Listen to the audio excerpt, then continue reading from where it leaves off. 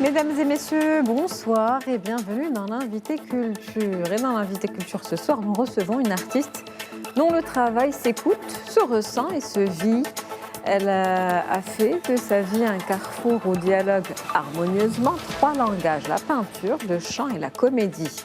Après avoir exposé ses œuvres expressionnistes à Casablanca, Paris, New York ou encore la Biennale de Londres, et après avoir foulé les planches des théâtres pendant des années, elle signe aujourd'hui un projet total, une première chanson originale accompagnée d'un clip captivant intitulé « La vie sous mes pieds qui danse », un projet unique où ces trois univers fusionnent enfin.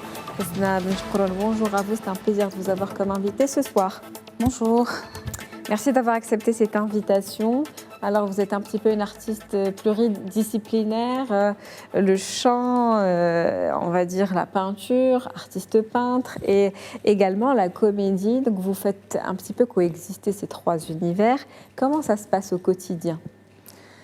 Alors, ces trois disciplines coexistent très bien dans ma vie de tous les jours. Elles sont essentielles pour moi, elles m'apportent un équilibre. J'ai besoin de ces trois langages pour m'exprimer. Est-ce qu'il y en a eu une qui était plus importante que d'autres? Comment vous vous êtes construite en tant qu'artiste? Parlez-nous un petit peu de votre parcours. Mon parcours artistique s'est construit progressivement. J'ai commencé par la peinture. En fait, les trois en parallèle. La peinture, après des années d'expérimentation et de tests, j'ai exposé pour la première fois à Casablanca, à la galerie Mine d'Art, une exposition individuelle. Et mon travail a été présenté dans plusieurs expositions collectives, à Marrakech, Rabat et toujours à Casablanca. Donc j'ai exposé aussi à l'international. Donc Paris, Rome, plusieurs fois la Biennale de Londres, Tokyo et New York. Vos œuvres ont fait un petit peu le tour du monde. Oui. D'accord. Et donc, en parallèle, j'ai suivi une formation pendant une quinzaine d'années en chant et en théâtre aussi. J'ai construit mon expérience scénique pendant toutes ces années avec des spectacles de chant, des pièces de théâtre. J'ai joué plusieurs rôles différents. J'ai même fait une comédie musicale où j'ai combiné les deux, théâtre et chant. Ça s'intitule « Mais les cigognes reviennent ». J'avais le rôle principal. J'ai enregistré plusieurs chansons. C'était des reprises de chansons déjà existantes. J'ai fait quand même des clips et des vidéos. Mais il y a 2 ans, j'ai eu envie de réaliser un rêve. Un rêve, c'est de chanter mes propres mots et une musique qui est à moi, que j'ai créée avec mon compositeur. Voilà, c'est comme ça qu'est née la chanson « La vie sous mes pieds qui danse ». Vous l'avez écrite également? Oui, c'est moi qui ai écrit les paroles. Et j'ai beaucoup travaillé avec le compositeur jusqu'à composer une chanson qui me correspond. Parce que, en fait, j'ai chanté pendant toutes ces années différents styles. J'ai chanté le rock, la pop, l'arabe, l'espagnol, l'italien. Et là, pour ma première chanson, je voulais vraiment faire une chanson très touchante, méditerranéenne, où il y a une histoire. Je voulais vraiment jouer un rôle dans le clip. Une chanson romantique. Parlez-nous justement de cette histoire. Qu'est-ce que vous nous racontez dans cette chanson? Cette chanson parle de destin, d'amour impossible. C'est une histoire que j'ai imaginée. Et il y a toujours l'espoir que les deux personnes se retrouvent. Et finalement, dans toutes les disciplines que vous pratiquez, on a l'impression que l'une se nourrit de l'autre également. Oui, absolument. Les unes nourrissent les autres, me nourrissent moi-même. Chacune a sa façon de me permettre de m'exprimer, de créer et de partager mes émotions. Par exemple, la peinture, c'est intime. Donc, c'est un travail solitaire. Mais le chant sur scène, ça procure une sensation intense. C'est immédiat. On chante devant des spectateurs, il y a une connexion. On regarde même les spectateurs. Par contre, la comédie, on ne regarde pas, on reste dans son histoire. Pareil, c'est immédiat, c'est du live, mais j'ai besoin des trois. En tout cas, pour ce qui concerne la comédie, pardon, vous dites être fasciné par le fait de pouvoir entrer dans la peau d'un autre personnage. Et donc, qu'est-ce que ça fait, le fait de pouvoir vivre ces vies multiples à travers justement la scène? Exactement. J'ai l'impression de vivre plusieurs vies dans la même vie. Parce que j'entre dans la peau des personnages, je vis leurs histoires, je regarde le monde autrement. Ça me permet de développer mon empathie, de découvrir les complexités des êtres humains.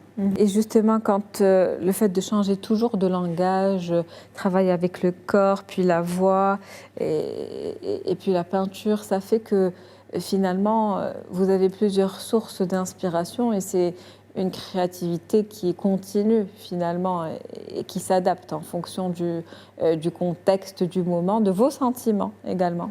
Oui, c'est vrai que les trois me permettent de renouveler mon énergie constamment.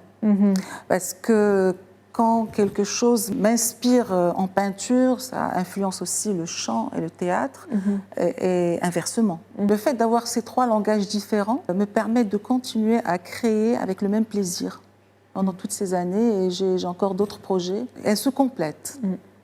Des disciplines qui se complètent, plusieurs passions, finalement plusieurs vocations, ce qui est une chance. On n'a pas toujours cette chance. J'en ai d'autres. Juste faute de temps, j'ai pas le temps de... J'espère que vous aurez le temps d'entreprendre tellement d'autres choses, de belles choses. En tout cas, sur vos toiles, on remarque la présence souvent des silhouettes. Pourquoi ce choix ? Alors, les silhouettes sont suggestives. C'est une sorte d'autoportrait, mais ce n'est pas moi physiquement. Ça incarne mon regard sur le monde, sur ma façon de traverser la vie, ma relation avec les autres. Je ne sais pas si vous avez remarqué, il y a aussi des fissures qui accompagnent souvent ces silhouettes. Elles représentent les moments difficiles. Comme celle-ci ? Oui, il y a des fissures ainsi. Là, c'est des vrais cheveux. C'est un tableau que j'ai exposé à Tokyo. Ça a fasciné les Japonais parce que c'est une vraie matière naturelle. Là, j'ai fait quelques séries avec les cheveux. Parce que moi, j'aime les courbures, les ondulations, et les cheveux ont ces ondulations naturelles, cette souplesse, ça change du crayon, du pinceau. Donc, j'ai fait quelques séries avec ces cheveux. Et les fissures, qu'est-ce qu'elles représentent ? Alors, justement, les fissures, elles représentent donc les blessures, les difficultés de la vie, mais sans jamais parler de destruction. Elles parlent de transformation, plusieurs fois dans notre vie, par des transitions qui sont utiles pour nous permettre d'évoluer vers une meilleure version de nous-mêmes. D'ailleurs, dans les fissures, il y a toujours une ouverture qui laisse passer la lumière. Et ça exprime ma façon de voir la vie. Même quand je passe par des moments douloureux, tout de suite, je vois le côté positif de la situation. Donc, c'est ça ce que j'exprime avec les fissures. C'est ce que vous essayez d'exprimer. Je le disais tout à l'heure en introduction, et vous l'avez dit vous-même, vous avez exposé un petit peu partout dans le monde, de Casablanca à New York, en passant par le Carrousel du Louvre et la Biennale de Londres. En tout cas, quel est aujourd'hui votre sentiment par rapport à votre travail et votre vie d'artiste ? Quel regard portez-vous sur vous-même ? Avant tout, je ressens de la gratitude. Et une grande satisfaction d'avoir osé choisir cette voie, les trois en même temps. Ce n'était pas facile, mais je suis de nature timide mais très audacieuse, parce que ce n'est pas facile d'exposer, on s'expose, et surtout chanter aussi, c'est pas évident. Je suis heureuse de l'avoir fait, je continue d'apprendre et d'explorer encore. Et justement, puisque ce sont des choix qui ne sont pas toujours faciles, ça reste, vous l'avez dit, un choix audacieux, courageux.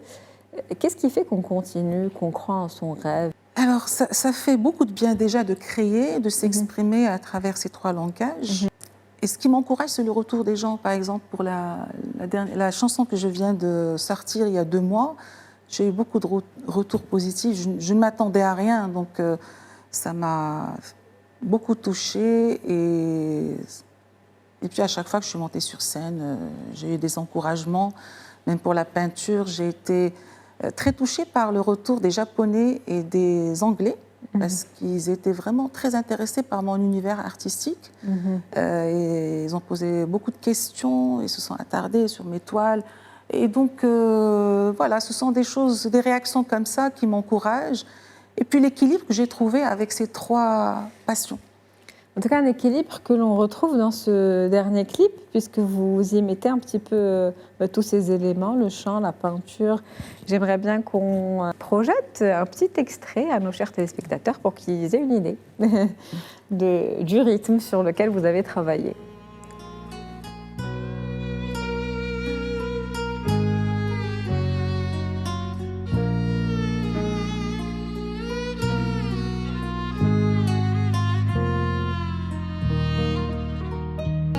Le temps efface le temps qui passe.